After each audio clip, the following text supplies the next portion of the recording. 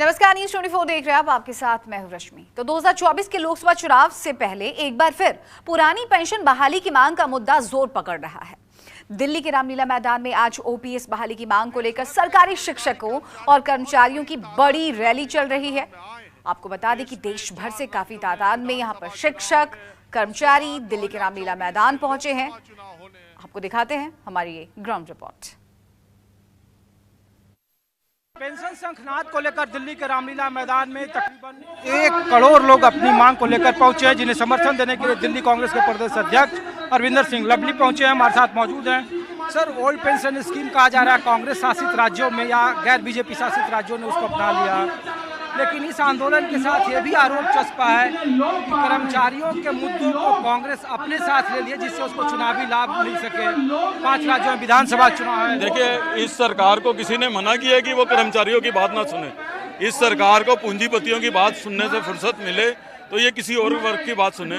किसानों की बात आप नहीं सुनोगे, मजदूरों की बात आप नहीं सुनोगे, महिलाओं की बात आप नहीं सुनोगे, छात्रों की बात आप नहीं सुनोगे।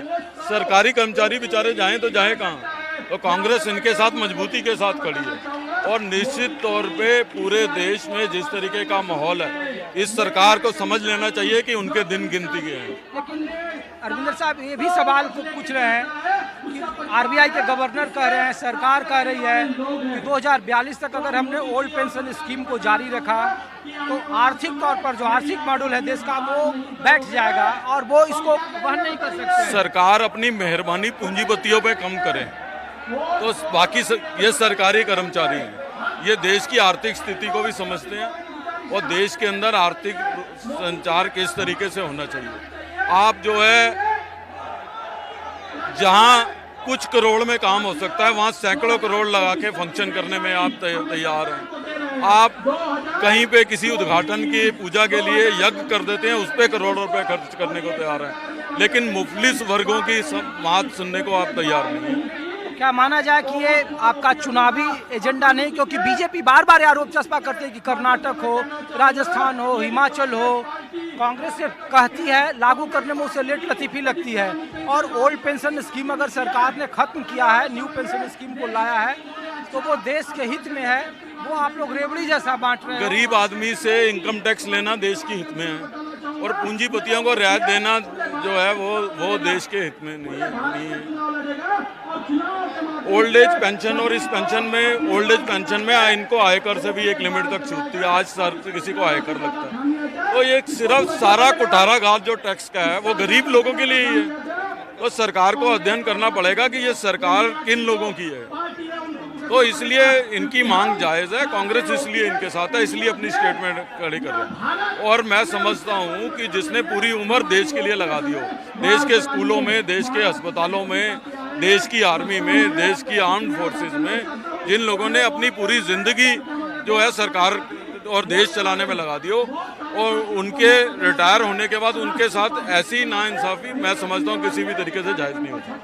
तो अरविंदर सिंह लवली हैं और बता रहे हैं कि ओल्ड पेंशन स्कीम कर्मचारियों के हित में है, सरकार पूंजीपतियों पर मेहरबान है, इन कर्मचारियों के हितों का ख्याल अगर वो नहीं रखेगी तो कांग्रेस उसका ख्याल रखेगी। कैमरामैन अमित राय के साथ ऋषिकेश कुमार, न्यूज़ 24 दिल्ली। आगे थोड़ा सा दिखा देना। चले, दिल्ली के रामलीला मैदान में ओल्ड पेंशन स्कीम के हक में एक बड़ी रैली का आयोजन किया गया, जिसका नाम पेंशन शंखनाद रखा गया।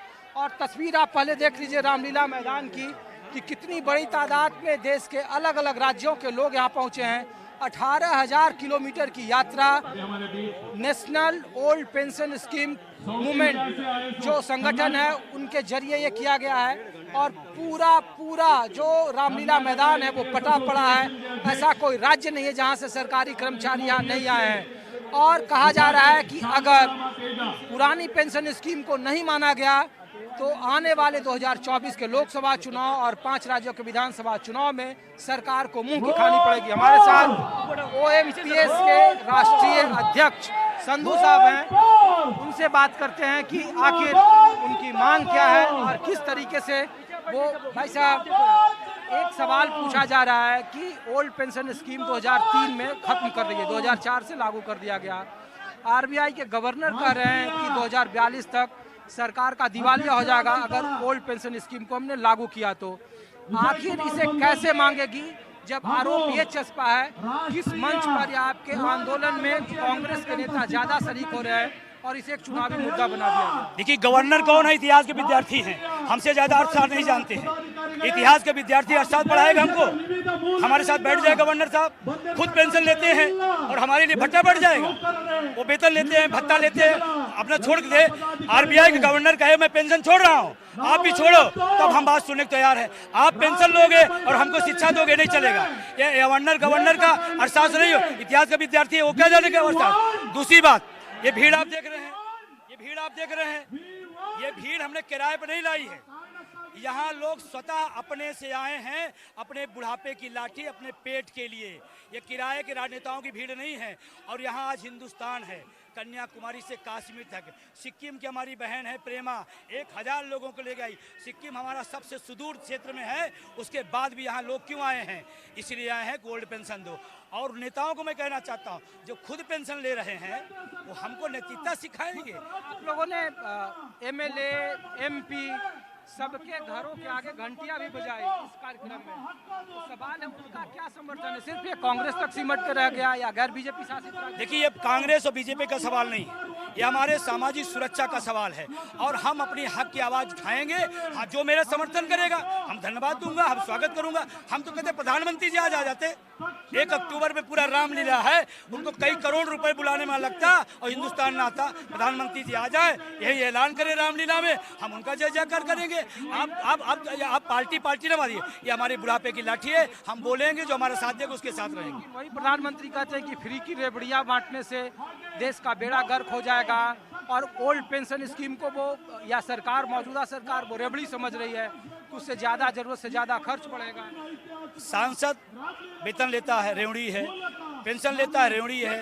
वो आवास भत्ता, आना जाना सब फ्री है, वो रेवड़ी नहीं है। आप अपनी सुविधाएं, अपना वेतन भत्ता छोड़ करके फिर आप बोलो।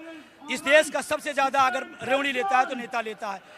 कितने 1000 रुपए का टेलीफोन बिल लेता है, 30 रुपए में बिल चलता है, 15,000 रुपए का बिल लेता है। हमने ये पढ़े लिखे लोगों को समूह अनपढ़ों का नहीं है, इसको बहकाया नहीं जा सकता। रेवड़ी इस देश का नेता खा रहा हमारे टैक्स के पैसे का, और हमारे पेंशन सवाल करा। मैं एक सवाल करता हूँ, आप पेंशन ले रहे हो, देश के अर्धसैनिक बलों को पेंशन क्यों नहीं दे रहे हो? वोट तो यही कर्मचारी भारतीय जनता पार्टी की सरकार को देते हैं। वो दौर खत्म हो गया। हिमाचल हमने इसी बोर्ड से बदला है, हमने कर्नाटका इसी से बोर्ड से बदला है, हमने झारखंड इसी बोर्ड से बदला है। उत्तर प्रदेश में सबसे ऐतिहासिक 312 सीटों पोस्टल बैलेट जिताने का काम यही लोग किए हैं। और 24 में यही वोट की चोट मारेंगे और मोदी जी की जो तानाशाही समझ में आ रही है वो पता नहीं चलेगा। और ध्यान रखना, ये तो अभी छोटा सा नज़ारा है, इसके बाहर 4 गुना लोग हैं।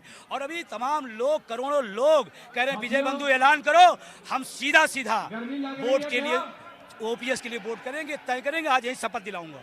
चलिए, एक आखिरी सवाल है, आप इस मंच से क्या कोई ऐसा प्लान आप सरकार के पास रख रहे हैं कि ओल्ड पेंशन स्कीम को अगर लागू कर दे तो सरकार को फायदा क्या होगा आर्थिक तौर पर? ये भी तो जिम्मेदारी। देखिए, मैं बता दूं आपको, पुरानी पेंशन व्यवस्था से आर्थिक भार नहीं पड़ेगा, बिल्कुल नहीं पड़ेगा। और जो लोग बताते हैं उनसे एक सवाल किया करिएगा, 10% हमारा करता है, 14%